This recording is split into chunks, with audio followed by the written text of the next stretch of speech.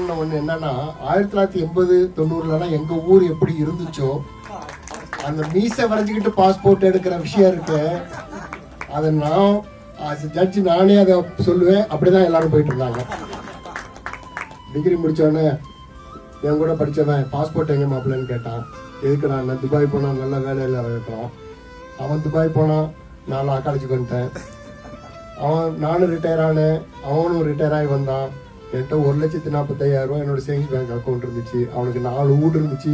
ஒருத்தன் கனடாவில் இருந்தான், ஒருத்தன் ஆஸ்திரேலியா இருந்தான். என் பையன் இப்போ தான் ஸ்கூல் படிச்சுக்கிட்டு இருந்தான். இந்த வித்தியாசங்கள் தான்.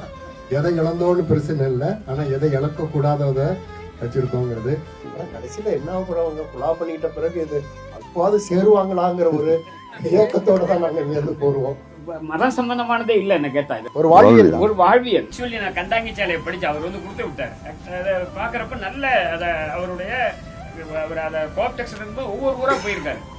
அது ஒவ்வொன்றா பதிவு பண்றாரு. யார் யாரு என்னென்ன பண்றாங்க, எப்படி அவங்க வாழ்வாதாரம் சிதைக்கப்பட்டு ஒரு கைத்தறி நெசவாளர் அந்த குடும்பம் ஒரு திருமணம் நடந்தா அங்க போய் சர்வ் பண்ற வேலைக்கு போறான்.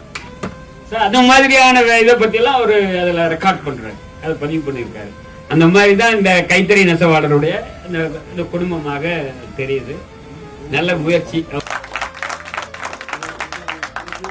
ஹபீபி படம் பார்த்துருந்தோம். படம் ரொம்ப நல்லா வந்திருக்கு. ஆக்சுவலி இது வரைக்கும் சினிமா உலகத்தில் ஒரு இஸ்லாமியருடைய பிறப்பு முதல் இறப்பு வரை யாருமே எடுக்கலை. இதில் பார்த்தீங்கன்னாக்கா ஒரு இஸ்லாமியன் பிறந்ததுலேருந்து அவங்க எப்படி லைஃப்பில் ட்ராவல் பண்ணுறான் அப்படிங்கிறத ரொம்ப அழகாக எடுத்திருந்தாங்க.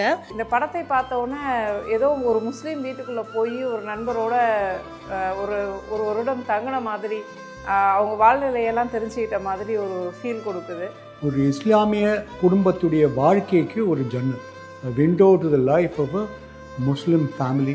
பல்வேறு மக்களுடைய பண்பாட்டு விஷயங்கள் எல்லாம் மிக மிக நுணுக்கமான பண்பாட்டு விஷயங்கள் எல்லாம் அவர் பதிவு செய்திருக்கிறார். இஸ்லாமிய சமூகத்தினுடைய சராசரி சமூகத்துடைய வாழ்க்கை, அந்த மாறுபடுற சூழல், அவங்களுடைய எக்கனாமிக் ரியாலிட்டி, இது எல்லாத்தையும் அருமையாக ஒரு ப்ரீச்சினஸ் இல்லாமல் சாதாரணமாக யதார்த்தமாக ஒரு கதையை சொல்கிறார். ஒரு சமூக சூழலில் தான் ஒருத்தருடைய சரி தவறுகளும் இருக்குது அப்படின்னு இயல்பான ஒரு மனிதர்களை படைச்சிருக்கிறாரு. இது உண்மையிலே ஒரு திரைப்படம் பார்த்த ஒரு உணர்வை தரல. ஒரு 5-6 நாள் இஸ்லாமிய குடும்பத்துக்குள்ளே நம்ம போயிட்டு வந்த உணர்வை தருது. இப்படி ஒரு படம் கொடுத்தமைக்காக இயக்குனருக்கு நன்றியும் தெரிவிச்சுக்கிறேன். ரொம்ப சந்தோஷமாக இருக்குது இந்த கதையை பார்க்கும்போது.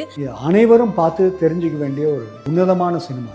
மனித வாழ்க்கையை மிக அழகாக பதிவு செய்த ஈரானிய திரைப்பட இயக்குனர் மஜீதுடைய படங்களை நாம் பார்த்திருப்போம். அப்படி தமிழில் நமக்கு ஒரு மஜீத் கிடைத்திருக்கிறார் என்றால் அவர்தான் ஹபீபியினுடைய இயக்குனர் மீரா கதிரவன் அவர்கள். வல்லோனே வல்லோனே வையம் உன்னாலே உன்னாமம் சொன்னாலே நாளும் நன்னாளே.